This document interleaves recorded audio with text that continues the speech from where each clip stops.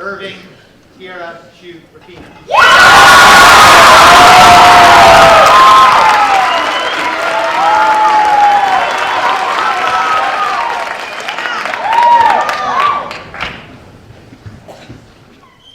Ladies and gentlemen, distinguished judges, Mr. McDowell, my fellow declaimers, You Can Come Back by Tyerra Rooffener and Zane Arky.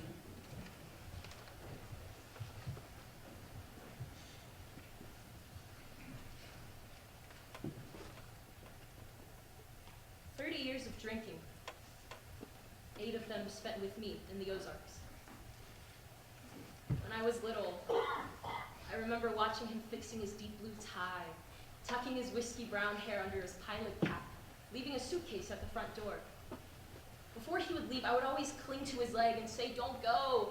Okay, I can come back," he would always say. When I was 8 and my mom got custody of me, he started flying further and further away. First it was higher and faster, then darker and longer, sleep-deprived. But he gave me his itineraries every month.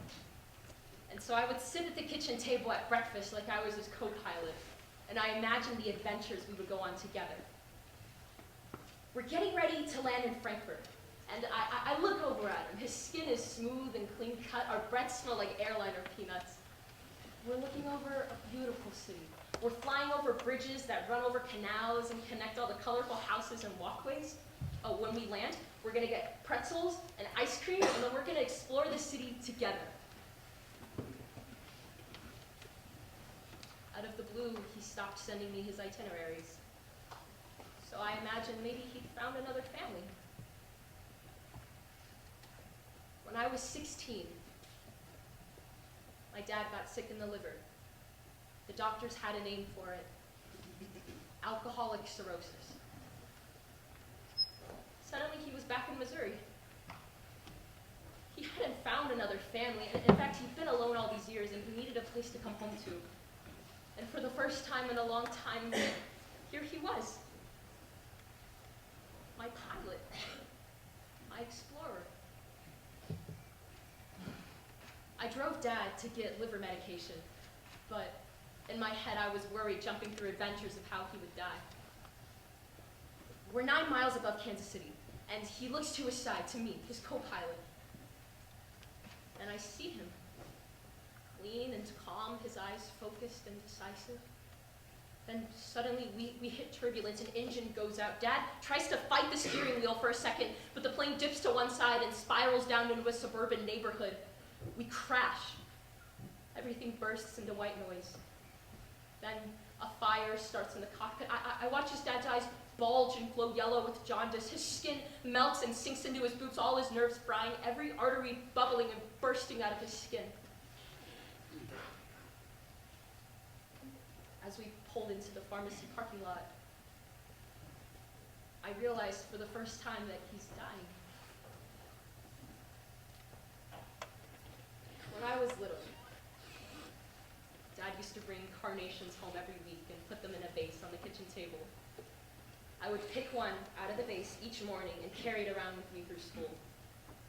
I always had one hand in my pocket, fidgeting and rubbing the soft petals. By the end of the school day, the flower was usually nothing but a stem, and for a while he didn't notice, so I would pick them out of the vase right in front of him. And every time I did, he chuckled a little. One morning, he bent down to me, took my hand, and he put a carnation in it. But the carnation was stiff. The stem was plastic and the petals were fabric. It would never die.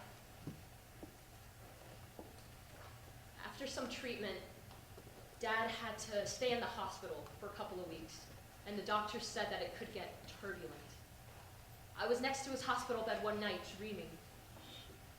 We're flying a red-eye from Phoenix to Taiwan, and tonight the water glows. As the plane shakes and rumbles, Dad becomes restless.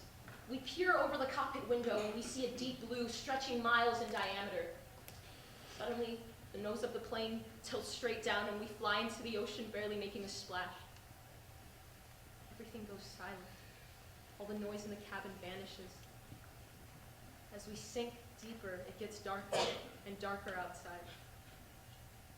Senseless for a moment, we both sit there in pitch blackness as we wait for the pressure to crash through the windows and swallow us up.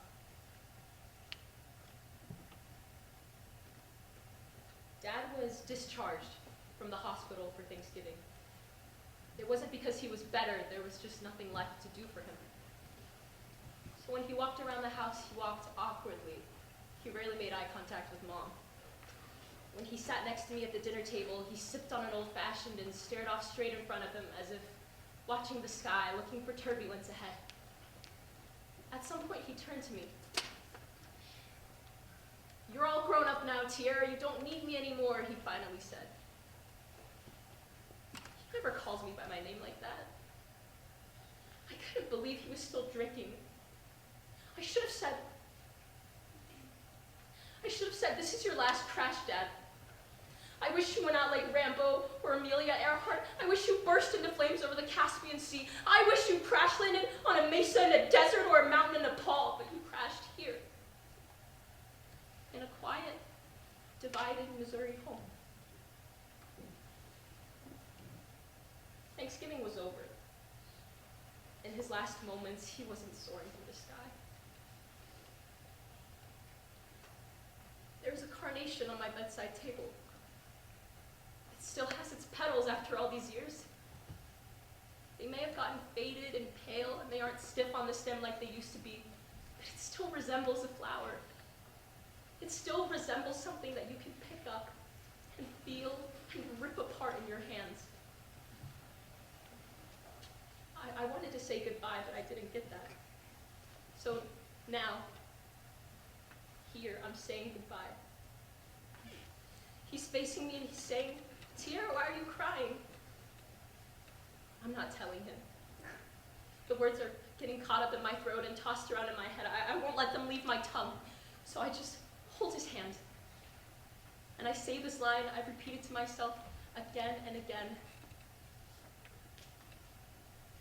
"I don't want you to leave."